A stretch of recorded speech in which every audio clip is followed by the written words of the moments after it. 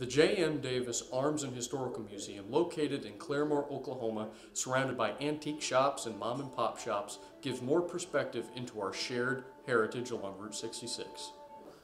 J.M. Davis grew up in Arkansas, and he got his first firearm at the age of 7. It was a kind of a bribe to take some medicine that he desperately needed, and his parents came through on the bribe. Well, J.M. took the nasty tasting medicine, got better, and his parents came through and bought the muzzle-loading shotgun that they had promised him, and they had no idea that that would start the world's largest privately held collection of firearms. So he cut a deal with the state of Oklahoma, and he created a nonprofit foundation to own the firearms, own the collection, and he, as the first president, leased the collection to the state of Oklahoma. And so the state built a building right here to house the collection, and the items moved a block and a half up here to where the museum is, and next year will be our 50th anniversary of the museum. As far as sheer quantity, we have more things that are non-guns than guns. It's just that they happen to be bigger. We have a lot of things that are like political campaign and organizational buttons and ribbons, animal heads and horns, leather saddles, spurs, music boxes, musical instruments, all kinds of things. It just happens to be that the firearms just were really the center of the collection. In here we have recreated the lobby of the Mason Hotel, and so as you see behind me, some of the designs of firearms are pretty accurate to the hotel and how folks would see the hotel. Then we have roughly handguns in the center, shotguns in one area,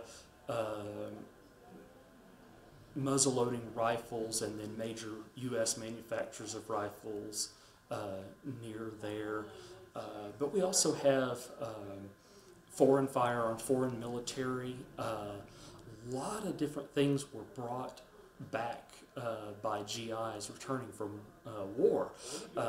Again, train, the bus station. A lot of folks came through here, and so after World War I, after World War II, there were a lot of guys that had brought some war trophies home and wanted it to be in Mr. Davis's collection. There is so much that we have here, and a lot of people, they have an interest in one type of firearm, and so then they go to where that area is.